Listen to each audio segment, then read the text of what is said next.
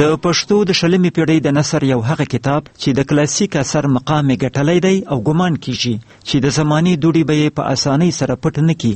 د استاد ګل پاچا الفت د غوره نثرونو کتاب دی. دغه کتاب د الفت صاحب له نورو هنري نثرونو سره یو ځای د ویسا ورځپاڼې د مسؤل مدیر تکړه لیکوال او ژورنالیست محمد زبیر شفیقي په اهتمام چاپ شوی دی. د راډیوي کتابتون د دې ونې په بحث کې د غوره نثرونو په اړه له ښاغلي شفیقي سره د خبرو د اورېدو بلنه درکوو. شفیقي صاحب، تاسې د استاد الفت نثري کلیات راټول کړي دي. البته زموږ اصلي بحث به د دوی په تر ټولو مشهور اثر یعنی په غوره نثرونو یي، خو البته غوره نثرونه هم د دې نثري کلیاتو یوه برخه ده. نو بهتره دا ده چې اول په دې کلیاتو خبرې وکړو. دغه کلیات خو مخکې د کابل پوهنتون استاد اسماعیل یون او دغه راز د افغانستان د علومو اکاډمي غړي عبدالرحیم بختاني هم راټول کړي وو. څنګه دا د هغو مجموعه ده؟ څه نور اضافات ممکن کړي دي؟ څه فرق لري له هغو مجموعو؟ یو د یون صاحب د خوانه او اول ټوکی او دوهم یې د عبدالرحیم بختاني د خوانه راټول شوي. د هغې نه پرته داسې ویل کېدل چې دریم ټوکی هم ښاغلي عبدالرحیم بختاني راټول کړي دي. بیا د هغو سره تماس ونیول شو، هغوی ویل چې اکاډمي علوم یې چاپوي دریم ټوکی هم. بالاخره فیصله په همدې وه چې تاسو دغه دوه ټوکه د دې کار شروع کړئ، که په دریم ټوک هم توافق په دې وشو چې ورسره یو ځای شي نو ټول به یو ځای شي. هماغه و چې د کار یې جریان درلود. بیا هغه د میدان وردګو والي چاپ کو، حلیم پیدایي صاحب، او زه ترې مننه کوم د لوی خدمت و چې هغې ته سره کو.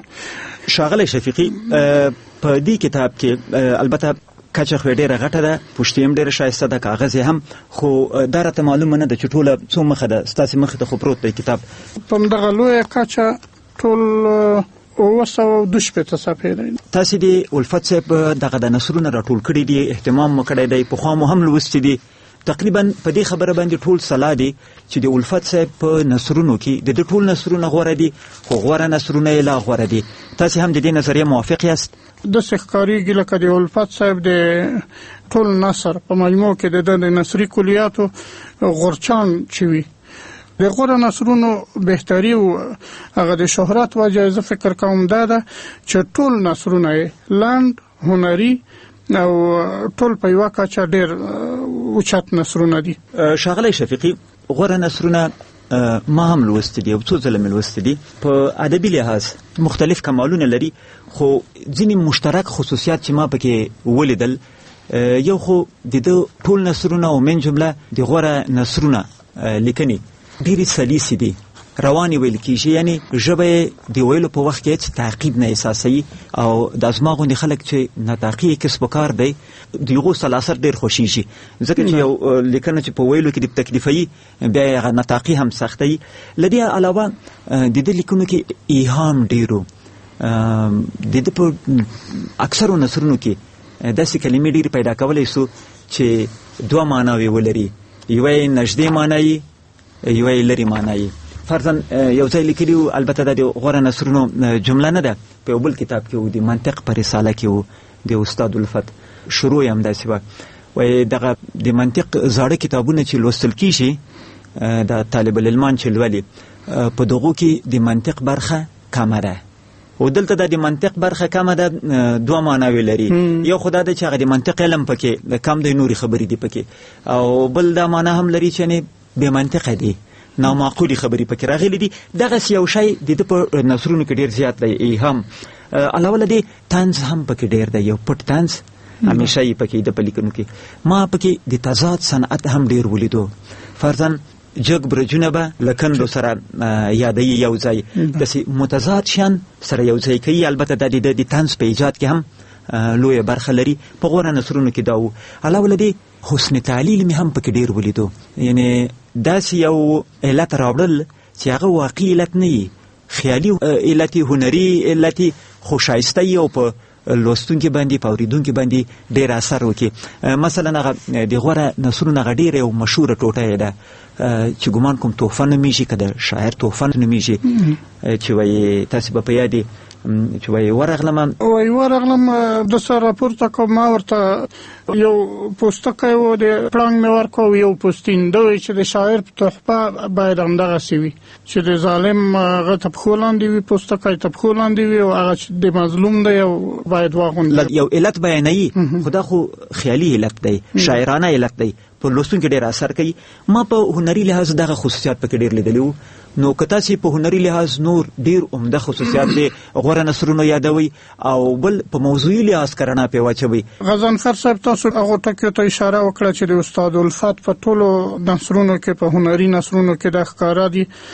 یو ما چې پکې غټ شی چې احساس کړي هغه دا دي د موږ د ټولنې د مثلا د هغه بېسواده یوه دهقان دپاره د هغو دپاره قابل د فهم دي خو بیا چې څومره د ذهن کچه او د علم کچه لوړي د هغو دپاره نور مفاهیم پکې نغښتي. یو مثال یې مثلا هغه د ملګري وایي په ګډه روان وو هغه یوه ډېره لنډه ټوټه یې ده چې یو پکې مخکې شو بل ووایي چې موږ په چا پسې نه ځو او هغه مخ ورته راوړه ورته وایي چې تاسو په چا پسې نه ځئ خو په خرو پسې ځئ. دا د موږ د یو عام بېسواده دپاره مثلا چې سواد ونه لري د یوه کلیوال دپاره یو مفهوم لري خو چې لږ را جګېږي پورته کېږي ذهني کچه یې لوړي څومره په هماغه کچه نور مفاهیم بیا ترې اخیستی شي ترې افاده کولی شي.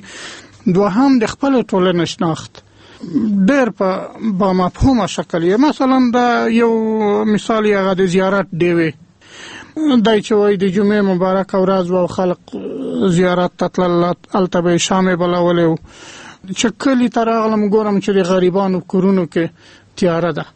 دلته یو ډېر عام طنز دی هم د موږ د ټولنې یو هغه ځینې دودونو ته هغه ده ډېر یو عمیق انتقاد دی چې موږ ګوره داسې یو چې مثلا د مړیو احترام کوو خو ژوندي رانه پاتې وي د ژوندیو په ژوندي چې په موږ کوم حق لري هغه موږ شاته کړی او چې کله بیا مړ شي هغې ته ورځو یا ډیوې پې بلوو یا د هغه نه خواستونه کوو. ښاغلی شفیقي په دې کې د استاد الفت اخلاقي دریځ د ده نظر او یا د ثواب په باره کې د ده تصور له هغه عامیانه نظره ډېر فرق لري چې په ټولنه کې دی. فرضاً همدغه د زیارت ډیوې تاسې یادې کړې خلک د ثواب لپاره په قبرونو ډیوې لګوي دوی فکر کوي چې دا ثواب دی خو الفت صاحب بیا په دې تاکید کوي چې نه ثواب په دې کې دی چې د ژوند خدمت وسي. یو غریب ژوندی دی هغه دې ته ضرورت لري چې په کور کې دی ډیوه وي. د موږ په اخلاقي نظام کې هغه اخلاقي نظام چې په جامعه کې دی چې عام دی په هغې کې د ژوند خدمت کول ډېر مهم نه دي یا د اقل هغومره اهمیت نه دی ورکړی سوی چې باید ورکړی سي. لیکن الفت صاحب چې دی د ده اخلاقي دریځ داسې دی چې غواړي تر اوسه د ژوند خدمت وکړي او د ژوندو خدمت وسي او د انسانانو خدمت وسي. زه فکر کوم په فکري لحاظ هم الفت صاحب دغسې یو امتیاز لري که څنګه؟ زه په دې معتقد یم چې اثر د لیکوال د شخصیت هنداره ده.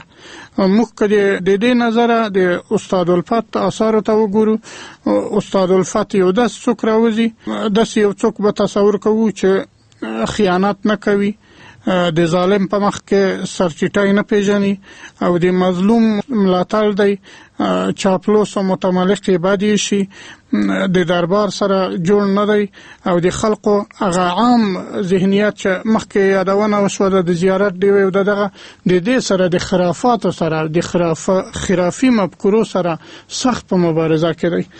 دا د دغه اخلاقي او کرکټر او شخصیت څرګندوي چې ډېر عالی او ډېر لوړ دی. خوبي همدغه ده چې دی خپل ټولنې ته مخلص دی خپلو خلقو ته مخلص دی.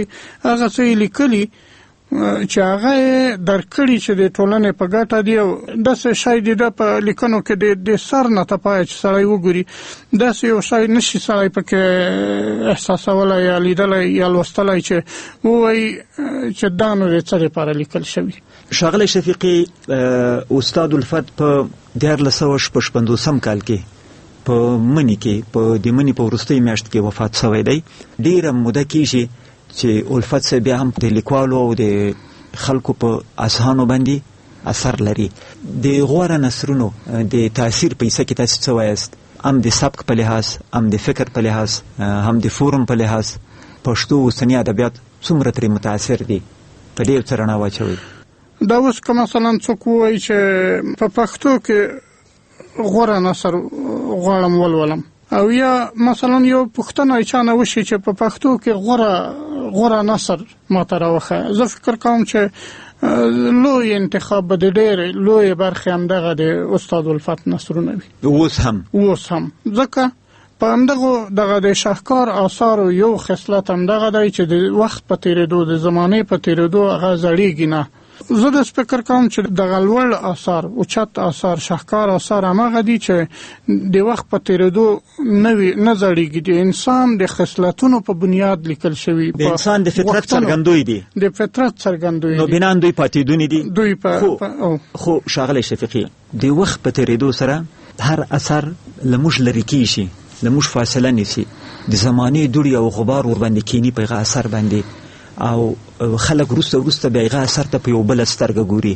فورم زړېږي، ژانر زړېږي، موضوع زړېږي. که هر څومره هم یو اثر د انسان فطرت ته نږدې وي، خو بیا هم انسان او د ده تمدن او د ده افکار او د ده احساسات بدلیږي، را بدلیږي. آیا د الفت صاحب په غوره نثرونو کې داسې اړخ شته چې ته اوس ووایې چې که خلک په هغه لاره روان نه وي نو بهتره به وي؟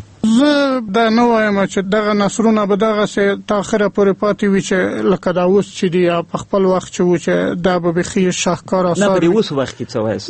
زه داسې فکر کوم چې دا اوس د ما انتخاب، زه فکر کوم چې دا اوس هم په اجتماعي لحاظ د موږ د ټولنیزو مسایلو په رابطه که څوک د استاد الفت نثرونه لولي، د موږ د اوسنۍ ټولنې هوبهو یو تصویر پکې ګوري. ښاغلی شفیقي، په غوره نثرونه کې د استاد الفت د 1424 او 1434 کلونو لیکنې راغلي دي. عمدتاً په دې لیکنو باندې خو کافي وخت تېر شوی دی.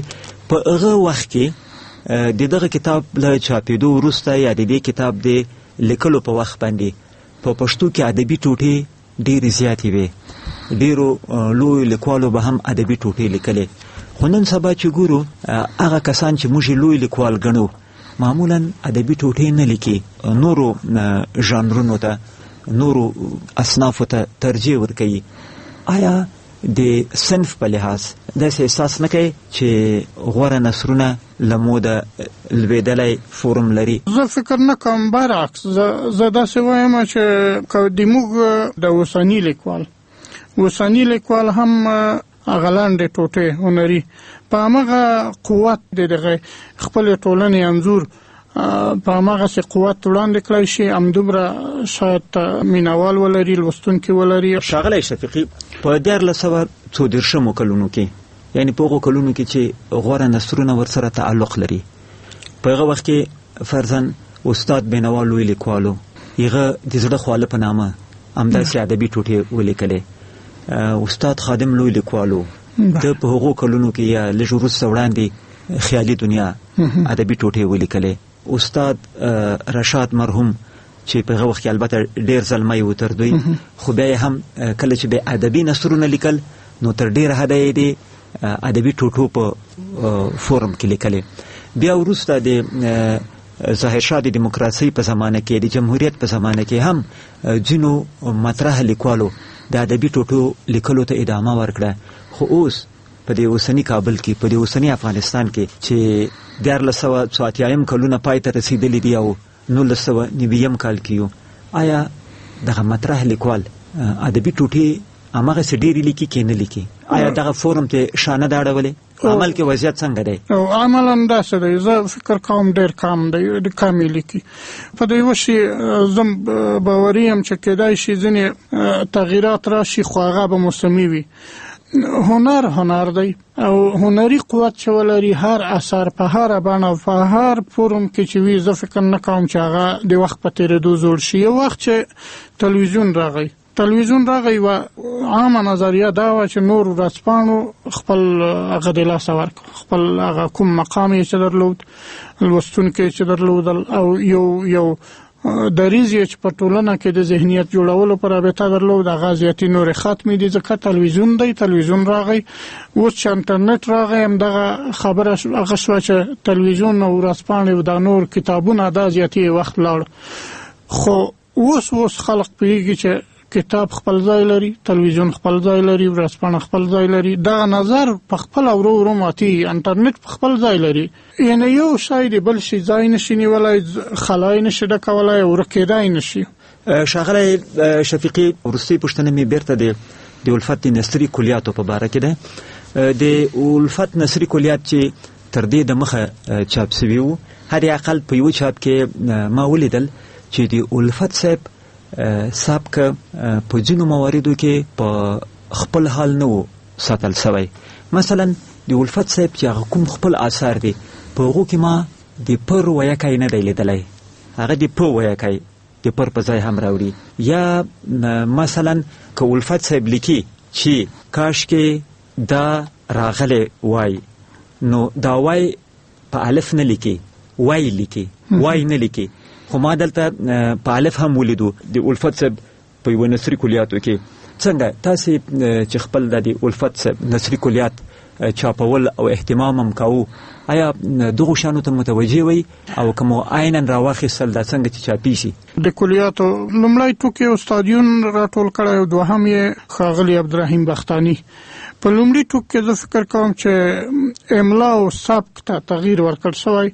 د اوس وخت کوم تمایل چې زیات دی دا بهتره بلل دوهم ټوک کې بیا هغه زړه د خپل سبک او خپل املا امغه رعایت شوی را په امغه باندې راغلی اول ټوک په څه رقم چې اهتمام شوی او امغه سره راغلی البته تبعاتی غلطی چې پکې راغلی هغه لري شوی ته ممکن حدا او په دوهم ټوک کې بیا چې رعایت شوی ما په دې کې د لاسوهنې نه مې د ځان ته اجازه ورکړې او نه مې د ځان دنده بللې